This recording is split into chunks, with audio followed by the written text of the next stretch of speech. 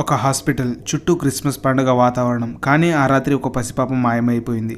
కేవలం 10 నిమిషాల ఆలస్యంగా డ్యూటీకి వచ్చిన ఒక సామాన్య అటెండర్ ఆ కిడ్నాప్ కేసులో మెయిన్ సస్పెక్ట్ అయితే అసలు ఆ పాప ఏమైంది? నవీన్ పాలి నటించిన latest thriller baby girl story ఏంటో ఇప్పుడు చూద్దాం. ఈ సినిమా స్టోరీ ఒక గవర్నమెంట్ హాస్పిటల్లో క్రిస్మస్ రోజున పుట్టిన ఒక పసిపాప అదృశ్యం చుట్టూ తిరుగుతుంది. నవీన్ పాలి ఇందులో సనల్ మాథ్యూ అనే హాస్పిటల్ అటెండర్ క్యారెక్టర్ చేస్తాడు. ఇక మెయిన్ ప్లాట్లోకి వెళ్తే తిరువనంతపురంలోని ఒక హాస్పిటల్లో సనల్ ఒక అటెండర్గా పనిచేస్తూ ఉంటాడు. ఇక్కడే ట్విస్ట్ ఏంటంటే ఒకరోజు తన డ్యూటీకి కొంచెం లేట్గా వస్తాడు. సరిగా అదే సమయంలో వార్డులో ఉన్న ఒక పసిపాప మిస్ అవుతుంది. పోలీసులు మరియు హాస్పిటల్ సిబ్బంది అందరూ సనల్నే అనుమానిస్తారు. సమాజం అతన్ని దోషిగా చూస్తుంది.